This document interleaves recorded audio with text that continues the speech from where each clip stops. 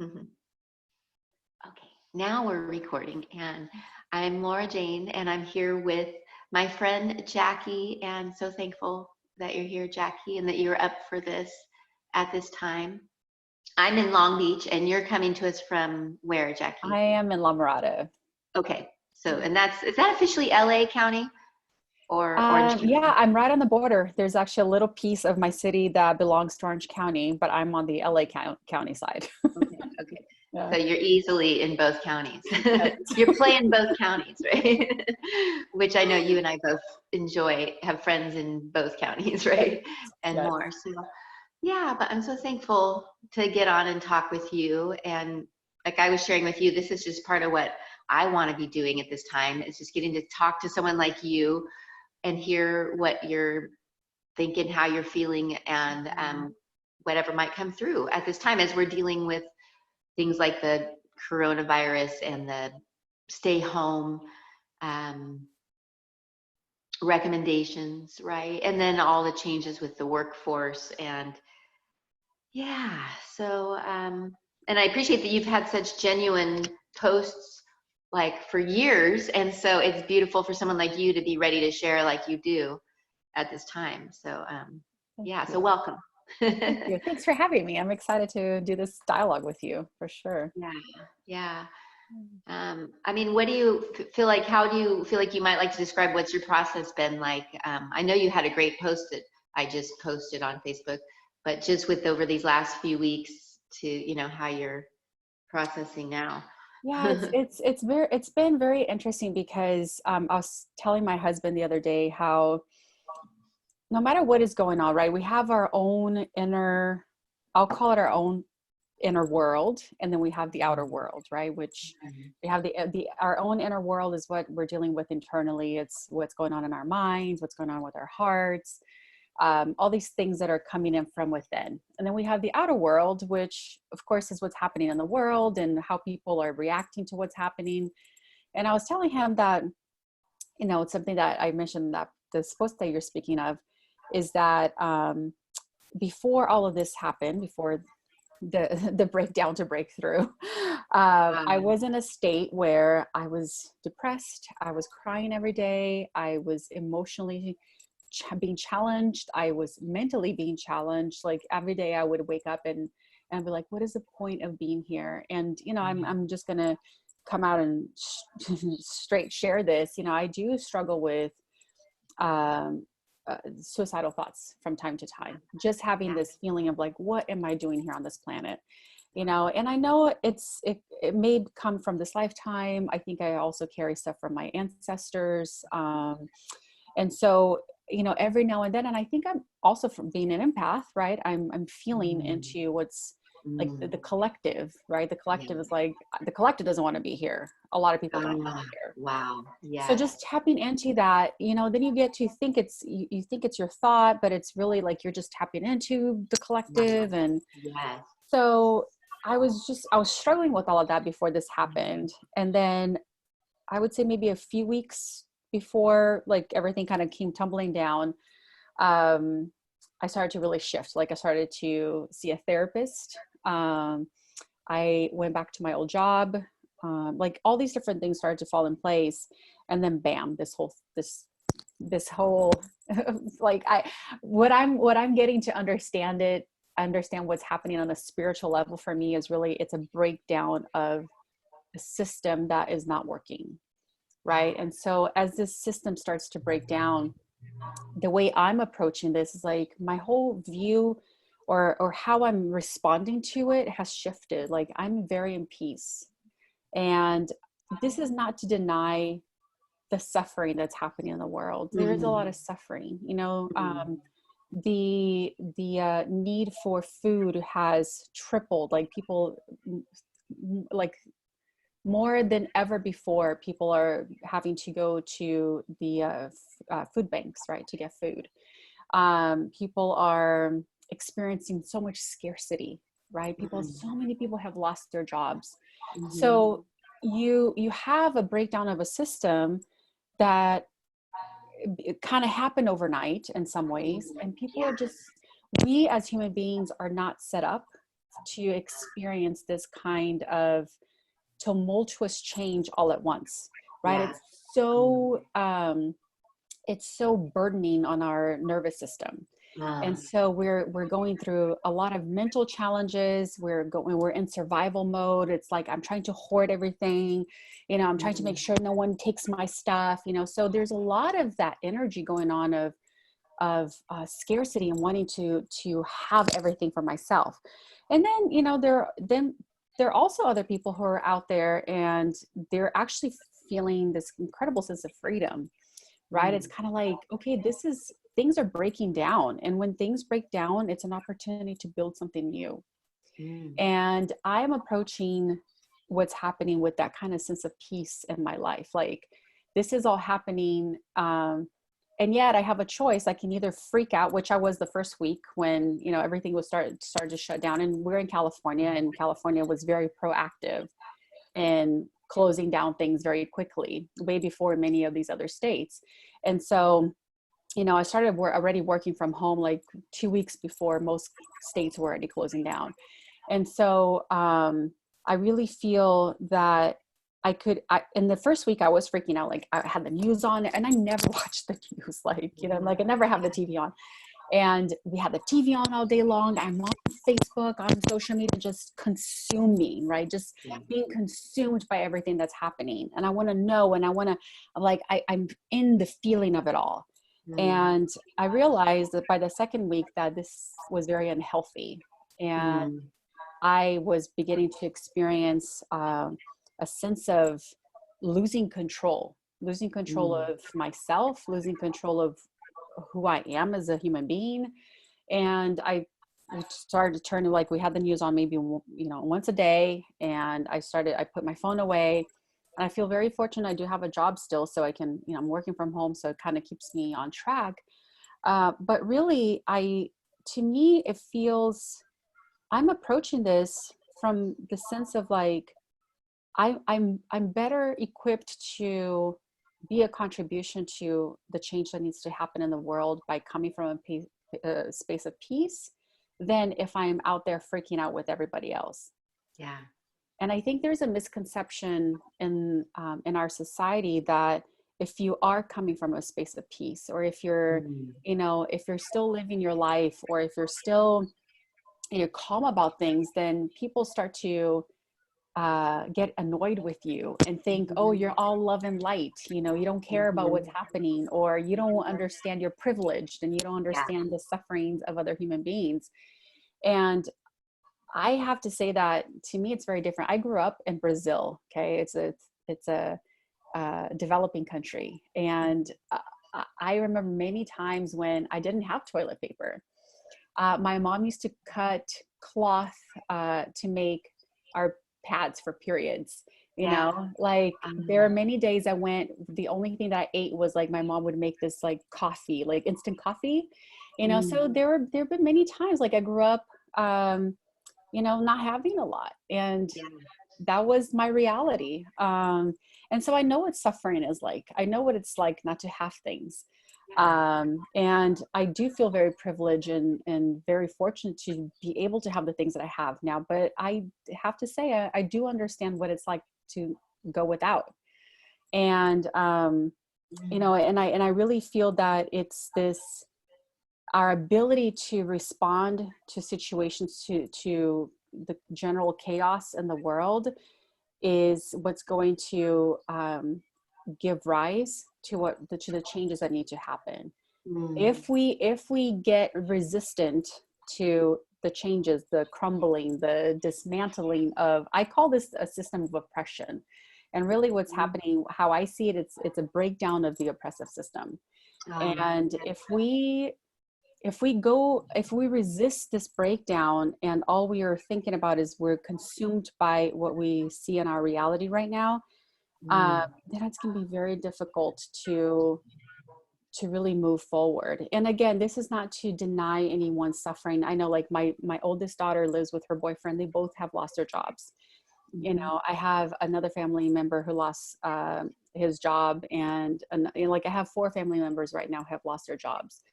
And, they're scrambling, trying to figure out how to live and what to do and all these things. And I feel very fortunate to be in a position right now that I can at least contribute something, right? I'm contributing to my favorite nonprofit organizations that are doing amazing work.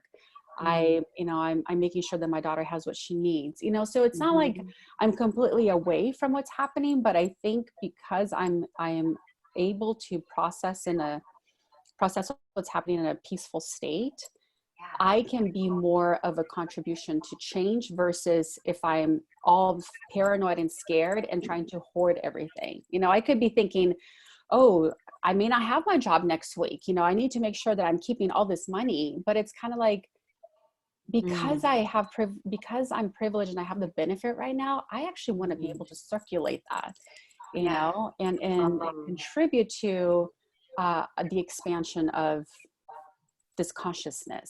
So I spoke a long way. Oh, it was also good though. And I'm so thankful. I was just so happy to be in that with you. And I'm realizing it's so really so beautiful that I feel like you're someone who teaches so genuinely and shares about things like suffering, which I think is really poignant, because I know one of you study Buddhism, right, as part of your learning and traditions and whatever we would call it. And I know if any of us know anything about Buddhism, that's probably the classic thing, is we know that line about suffering, right? Yep. And then how much that does play in with this idea about privilege, right? And I found myself having that same wondering within myself, like feeling like, can we choose our attitude within a situation? Is that a privileged attitude? And I found myself remembering Viktor Frankl, who I learned about in psychology graduate school, who was in the concentration camps and ended up developing his systems about all you can choose is your attitude at times like this. So that empowered me to speak up a little bit. But yeah, I think you do share so authentically about suffering. I think that's something that's so cool. I don't even know if you have realized that about the way that you've wound up sharing, just with sharing your own suffering, right? I feel like you've done that so genuinely in a way that helps people. And then that now in this time of so much suffering, it is almost like that question, how do we not just suffer in our awareness of the suffering, right? And then how much, can we, and if it is about wanting to help, then seeing our way through the suffering, right? Even in the awareness of it.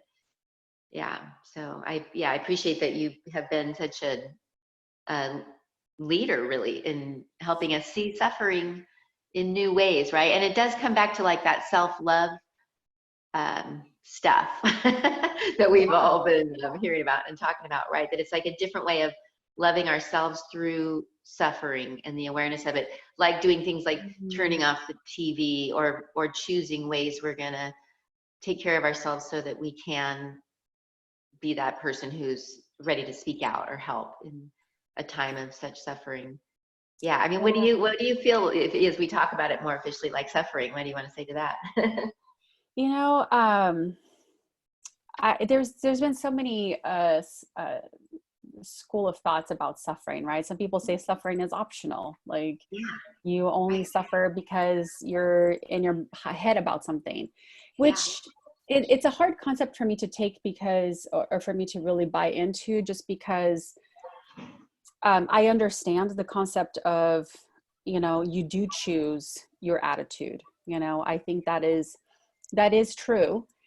And at the same time, I think it can cause us to disconnect from humanity at large. It can cause me to be like, well, you know what, that person over there, that, that homeless person, or that person who doesn't have, that's their choice. I mean, they're choosing it, you know what I mean? And I think it's like, we have to be very, very careful with spiritual bypassing, and to take people's suffering as if it's kind of like, well, it's not my problem. It's like, I'm choosing this for myself, and they are choosing what they're choosing, and there's nothing, it's not my responsibility to go change it for them.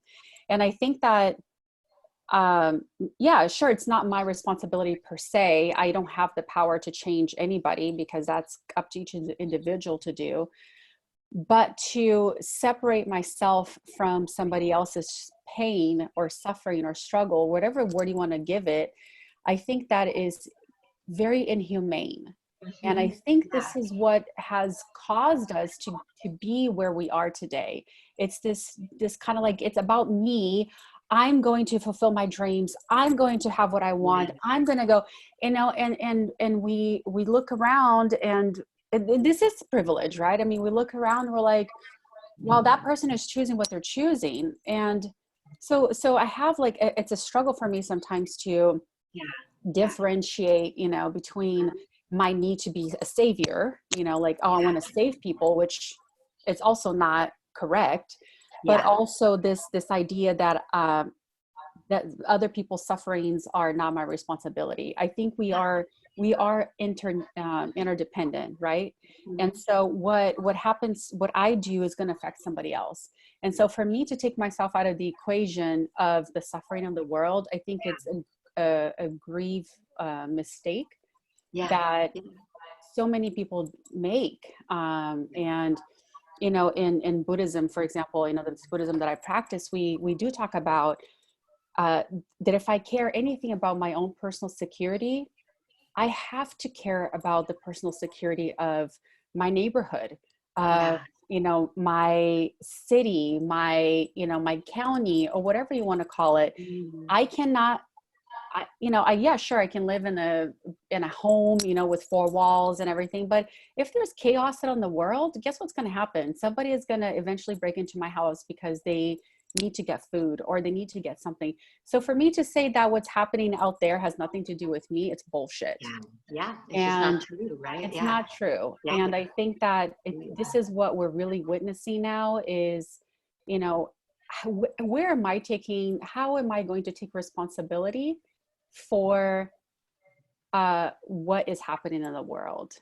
Mm. And I think it's really key that we look at, and we may, and obviously what's happening, I might not say, well, I didn't release a virus on anyone, like I didn't cough in somebody's face and give them the virus. It has nothing to do with that, but it's like by my choices or by my ignorance of somebody else's suffering, I'm a part Yeah. of what's happening.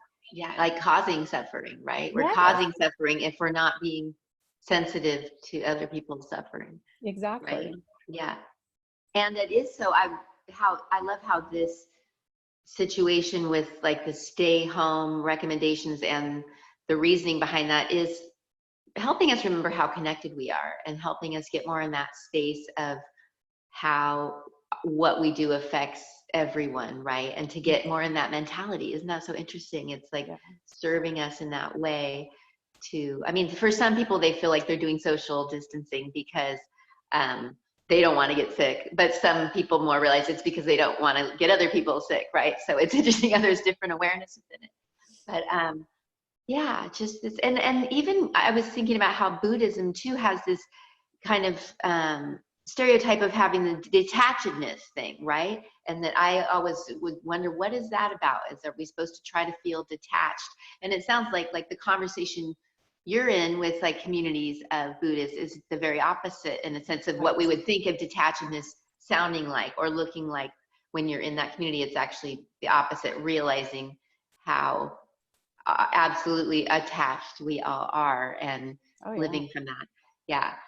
Do you feel like there's been a misunderstanding in that detachedness idea with like, it kind of goes with the spiritual bypassing Yeah. possibility, right? Or what some people might figure you're doing with spirituality if you turn to it, right? Or use it, that it's just, Absolutely. And the thing with and I mean I'm going to speak only to what I understand because I'm yes, not studied or versed on any other types of, I mean there's so many even types of Buddhisms, right? I bet, yes, So okay. even like for me when I hear about detachment, right? It's like this, we talk about being detached from our desires or from, the material things in life, but so I practice this, the Buddhism that I practice called Nichiren Daishonin Buddhism, and it was born in Japan, um, and it follows the Lotus Sutra, which was Shakyamuni's like latest or his last teachings, And Shakyamuni, he said that every person has this potential. What a Buddha means is someone who has awakened to their own state of enlightenment, right? Their own inner potential. And so we talk about how, you know, every single life has this inner potential, has this Buddha within it. And so, you know, if I'm detached from the rest of society, or if I'm even detached from my own desires, then there is no need for me to want to change anything. There's no need for me to want to grow. Or we have this concept in this particular type of Buddhism, it's called human revolution. And we say that our desires lead us to do our inner change, right? It leads us to do our human revolution, because to be, and I'll give you a brief story. So I started practicing Buddhism when I was 24. I had learned about it when I was 22, but didn't really start until I was 24, after my first daughter was born. And at the time, you know, I was really struggling. You know, that was the first time I really became face to face with this thought of not wanting to be here, like wanting to commit suicide. And I was really suffering. Like I was in a terrible marriage. You know, there was a lot of abuse, and I remember just driving down the freeway. Every time I'd be driving, I'm like, I just want to let go of the steering wheel and let my car go wherever it needs to go. And, you know, I would calm myself down. I would think, okay, do I want to leave this child who I just, you know, I was a brand new mom. And I'm like, do I want to leave her here to be raised by her father, or do I want to stay, you know? And that's when I decided, I'm like, I'm going to give, so my mother-in-law, which was funny, my ex-mother's mom, my ex-husband's mother was the one who introduced me to this practice, this Buddhism.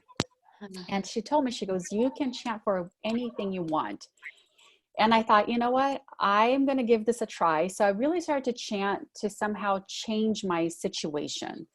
And what I started to notice, it was that my situation itself wasn't changing, but I was changing. Something within my own life was awakening. Like I became, like I was tapping into this innate wisdom that's already in my life, right? And then I started to feel different. Like it became a feeling, like I feel more courageous today. I feel like I have more energy to go take action. So then I started to see a family therapist. And then little things started to lead to the next thing. And my marriage still wasn't working, you know, nothing was changing on the outside, but my response to what was happening and my circumstance was changing. Eventually, within a year, I left that marriage and became a single mom, and really delve into this practice of doing my human revolution and learning what was like for me to know Jackie. What is it like for me to love myself? You know, and it became this journey of self-love. And so, you know, so we teach this concept of as we do our own human revolution, the people, we have the ability to influence our environment. You know, our environment starts to respond to us in a different way. And we want to be able to teach people how to do that, right, for themselves, because it's not about me coming to them and telling them how to, you know, how to live their life or how to do it or how to change. They have to tap into that own wisdom. And, you know, so becoming detached from reality, you know, if I decided I'm going to go up to some mountaintop or some monastery elsewhere apart from society, I'm really not transforming anything, because I'm not dealing with the bullshit that's happening in the world, right? I'm over here in the monastery, like by myself or with my conclave, whatever. Yeah. But you do your human revolution in the midst of society, in the midst of what's happening in the world, right? And that's when change happens within you, because you're being molded, or not molded, but we use this concept of like a river, and there's all these different stones right inside the waterbed. And as the river goes, the stones rub against each other, right? And as they rub against each other, they polish each other. So we need each other to be able to polish each other, right? Like I cannot change if I'm not being polished by my relationships with other people. And so this concept, this is what, you know, like interconnectedness means, right? I'm connecting with each person who comes into my life. And sometimes, you know, the way they show up in my life is like all love and sweet. Sometimes they're going to be a little more rough, you know, and they're going to tumble me a little rougher, you know, but it's up to me to then take that, like you know, like a teacher, and polish my own life. And that's how I can come back to society and look at the struggles and not separate myself from the suffering. You know, it doesn't mean I have to go jump into the suffering and suffer with everybody else, but I can be part of it and still be in peace with what's happening, because I'm doing my inner change, right? And that is my connection with other human beings, is I can be here in with you. Well, because what's compassion, right? Passion means to suffer, and calm means to be with. So compassion means to be with someone who's suffering. I'm with you when you're suffering. It doesn't mean I have to take on your suffering, but it means I can be here with you, witness you, and love you through this process that you're going through. You know, and be this kind of person who can really support, elevate you to get out of that suffering. And I think this is really important, you know, that for people to really grasp, because people don't like the idea of suffering, you know, especially in this society. We're not about suffering at all. Like, and I'm not saying suffering is good. I'm just saying that it exists, and to separate yourself from it means like you're just bypassing what is. Yeah, right. Or that's wow. And it really is a poignant thing about these times, that we're getting a chance to deal with truth about suffering of our fellow humans and how we're going to respond to that, right? And I love that what you're sharing helps us see that, especially if we're going to think that we like to be spiritual, as one of the words we might use, that this could be, you know, maybe this new version, maybe not new, but a version of spirituality where it's about being in the world. I know there's that being in the world, but not of the world or something. But being able to be in the world. And that's what these practices, for instance, could be about, is things that help us have the resolve and the strength to be in it and aware, and even have the desire, right, to help. And then I love that whole human revolution concept and the beautiful imagery of the river with the stones. Oh, I feel like that's gonna stay with me for a while. It's so good with relationships too, to just embrace. And I feel like that's an intense part of what's going on for so many of us too, is the stay home time. Is we're facing our relationships in new ways too, right? With ourselves and with those we are close to. So we can remember that polishing analogy if we need it. I wanted to say something too, because you mentioned being in the earth, but not of the earth. Or what do you think about that idea? To me, it's like, I used to think in the past, you know, that this concept of like always, I live a lot on my crown chakra. Okay. So like the top of my head, so I'm always like connected with spirit, and disconnected from my body, connected to spirit. And more I'm realizing how important it is, because I'm living right here, right now, because I have this, I am here. I am of this earth. Exactly, right? As you Right? said My that, I was body. realizing that too. I'm like, we are of this earth. Why Totally. My body didn't come like from somewhere out in the, you know, in some ether, and then just kind of descended upon the earth. You know what I mean? Like, it was born from this earth. And so to be, and I think this is what Mother, you know, when I think of, and I'm having like, I was listening to this podcast, and I forgot what it's called, but this person was talking about how, you know, this concept, or this idea of ascension, right? When we always think ascension as going up, we're going up somewhere, but he was talking about like, how about we go downward? How about we bring ourselves back from where we were in the ethers, you know, always trying to find, you know, the next great spiritual thing out there, and really descend downward back into this body, you know, back to this earth, right? When I heard that, I'm like, yes, ascension is like, instead of going up, you're like going downward back into the body. Wow. And We how feel this is, it's even again to abandoned. think how the coronavirus situation and the health concerns is literally bringing us all back into our bodies Yes. more in a Yeah. way that we have needed. Wow, I love that. It feels like it's this, yeah, this renewed sense of course we are of this, we're in this world and of this world, yes, we're both. It was never about just trying to be one. And I think Jesus, because I know this whole concept of, being not of this world is, a Christian thing. But Yeah, I think if we were to have a conversation with Jesus right now, he would say, it is about being here of this earth. You know what I mean? right, That's why he was here walking the earth to teach right. with his own teachings, right? What it's like to be a human being living here. Yeah, So yeah, I think we had for a long time abandoned our bodies, and then by abandoning our bodies, we abandoned our mother, the mother earth, that's here. I mean, if you were to walk around, look around, I mean, you'll see the birds flying, you'll see the squirrels getting up the trees, you see all the animals doing what they always do. They don't seem to be concerned about anything that's going on. If nothing else, they're probably like, wow, the air feels a little cleaner, yeah. right? But because they're so connected to the earth, they go on living the way they always lived. This whole concept of what's happening is because we humans have a consciousness and awareness, and so we create whatever meaning we want to create out of what's happening. So if we're Mm. going to create a meaning out of what's happening, then why not create an empowered one?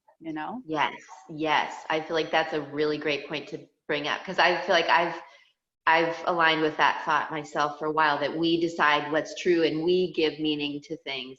And that is so true that right now, as things can feel so challenging, that the meaning that we're giving to things is really going to make a big difference, right? And to realize that that's up to us, right? That's really up to us to Exactly. decide. We might get ideas from other people, but oh, wow.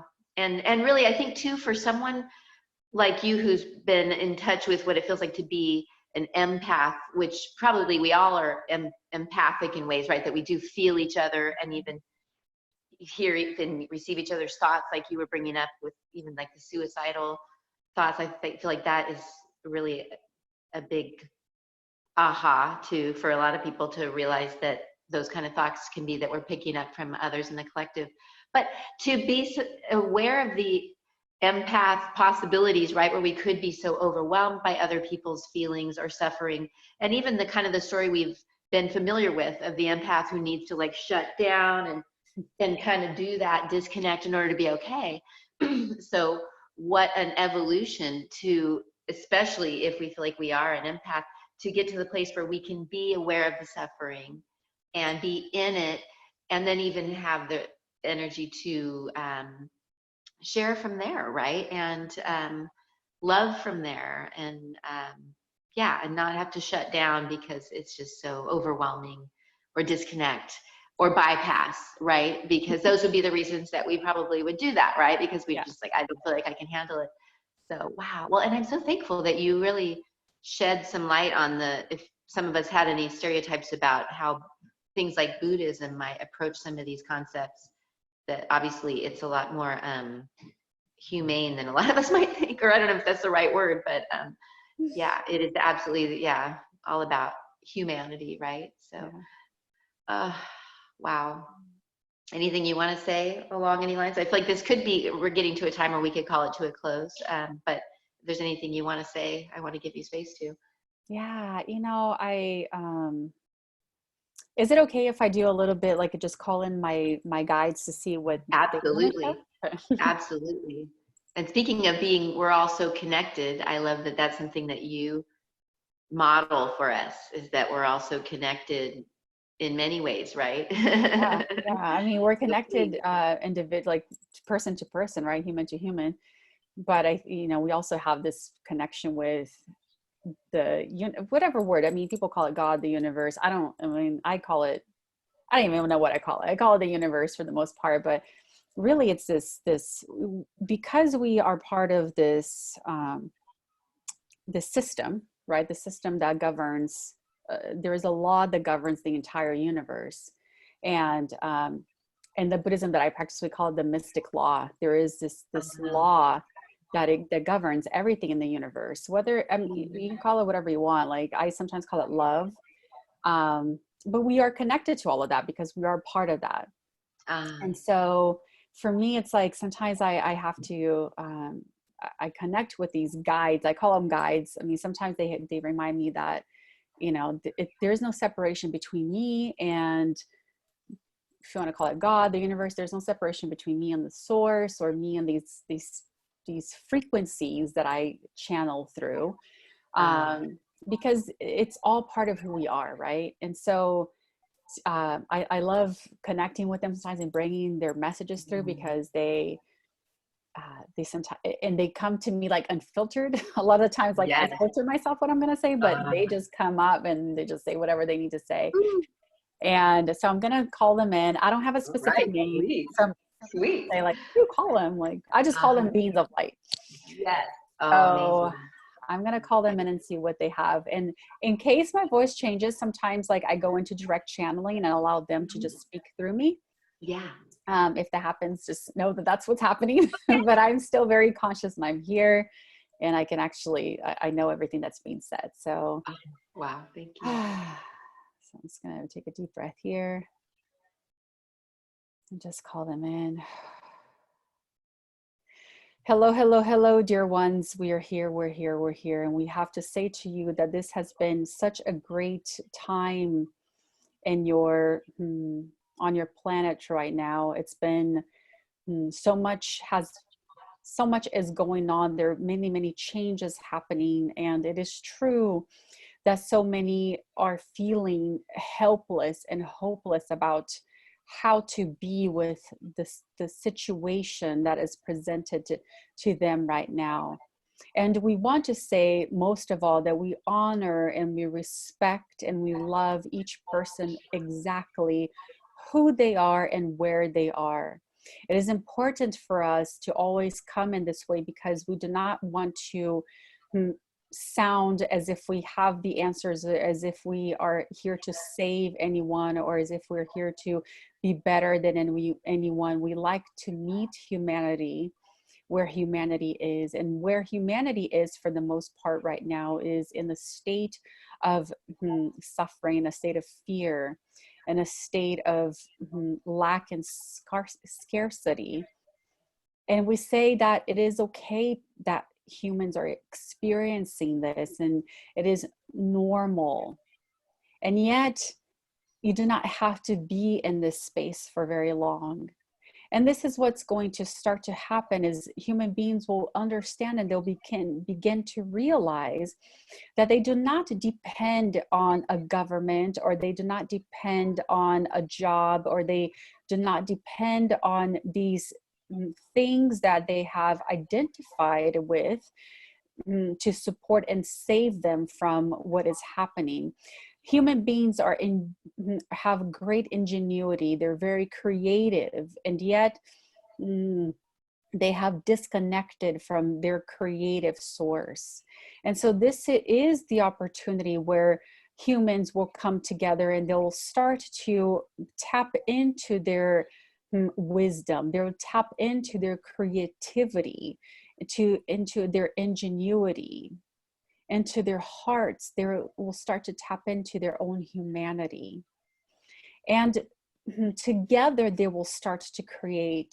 This is not going to be, I'm going to create this by myself.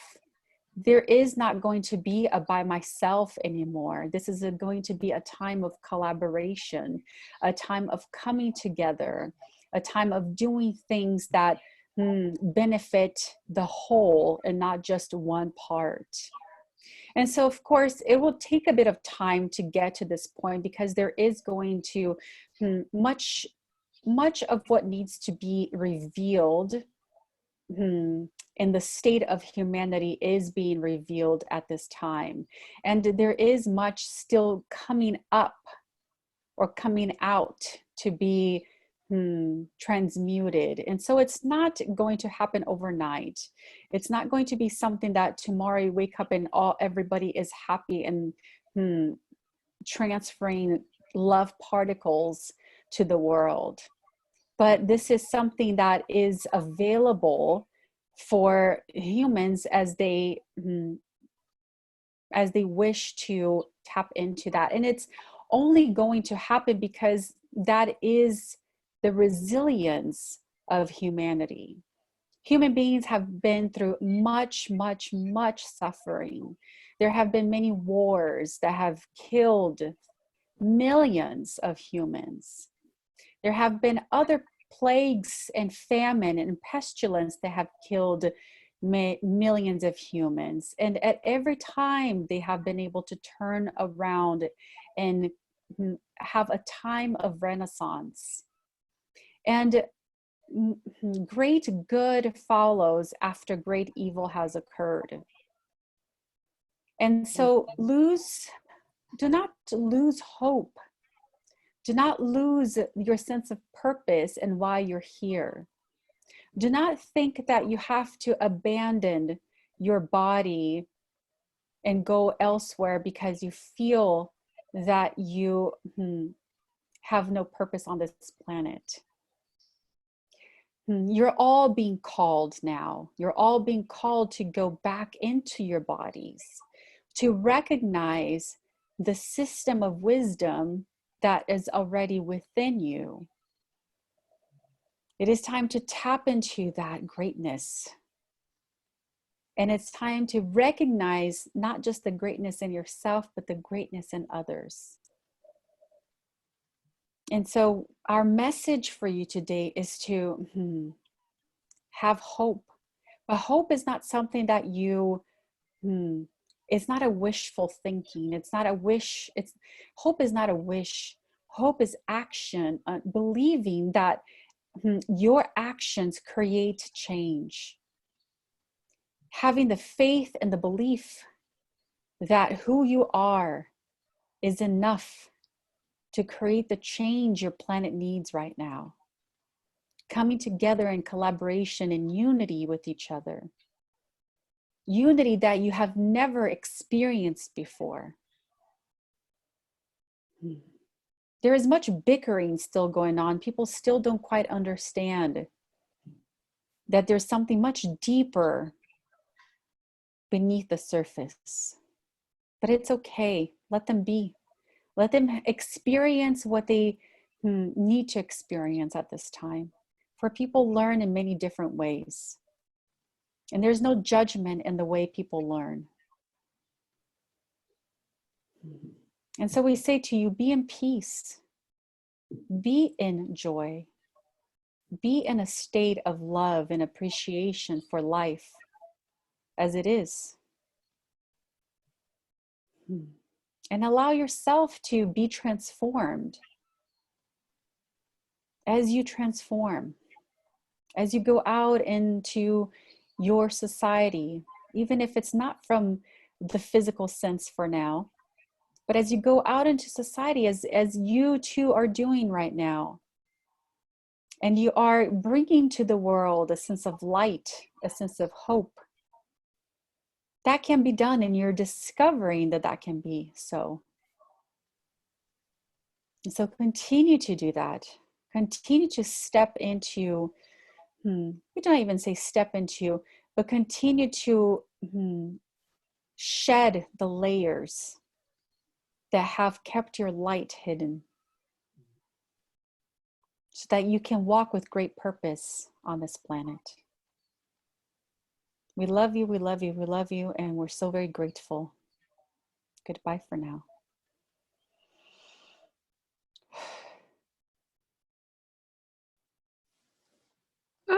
Oh my gosh, that was so amazing. Wow. Oh, I'm so thankful that you allowed that through. Oh my gosh. Wow. I can feel that in my body. Oh, that was so exciting. Wow. Thank you. Thank you for this opportunity. Yeah. Wow. Super exciting. I have to give it to you. You're someone who really your conversation skills or whatever you want to call it, you really put people at ease. And you should consider doing this more often. Thank you. Yeah. I mean, like I said, I am just following that. I love doing this so much, right? So we know about that, what that usually means. So yes. Oh my gosh. Wow. Is probably the most exciting conversation ever. Wow. That's so cool. Oh, and how do you feel after something like that? Do you, I don't know. How do you feel after you do that? I feel really good. Yeah. I feel like I'm a benefactor of the work, you know, and when they come through me, um, I also get to experience that, you know, their energy. And Got it. so, Oh, that was so cool. Thank you so much. Oh my gosh. thank you. Okay, well, I am noticing we have like 5 more minutes. I don't know if Zoom will turn off since I set it for an hour or if we could keep going, but I'll be aware just in case. Um, oh my gosh, I've loved this conversation. Anything that you want to say before we might call it towards a close? Yeah, no, I'm so very grateful. You know, I think it's really important to honor where we are at any given time, right? And I think sometimes we feel like, oh, I'm not doing enough, or why am I feeling this way? Or we make ourselves wrong for where we are right in this moment. And I think we need to have more grace, you know, more grace with ourselves and a lot more grace with others. I think this is really an opportunity that we have to practice uh, gracefulness. Yeah. I love that. Yeah. That feels good too in my body. I can feel that. Even just it like helps me relax to Mm. think about being graceful through this. Yeah. Well, thank you so much. I know I'm going to be. I am transformed from this conversation, and I will be as have the ideas brewing inside me. So thank you so much. Thank you. And yes, so for people who would love to be in touch with you, who may not already know you, what are some good ways for people to find you and follow you? As this will be Yeah. on Facebook and YouTube. So I have a website you can go to. It's just Jackie VanCampen, and there is a free audio meditation there people can download if they want. I do one-on-one these types of readings where I bring in the guides to come through. It's always like such a loving opportunity to just be in the presence of such high frequencies. Yeah. And so if people are interested in having a one-on-one session, they can do that. But yeah, just connecting on Facebook. Like I Yeah. love being on Facebook. So Yeah. look me up. Jackie, Right. it's Jackie Barros, Barros VanCampen, VanCampen. You can find me there. But yeah, right now, I'm just happy to be able to have conversations with anyone, really. You know. Yeah. Right. Yeah. Oh, well, thank you so much. And I know I would love to do this again, especially as we also start going live more. So, Thank ah, you. I appreciate you thank you so much for so what much. you're doing. Oh, all right, Jackie. Well, I love you and Thank you be too. well with your family until we Thank meet again. you. All right, honey. Okay, bye. Bye. Thank you all for being here. Namaste.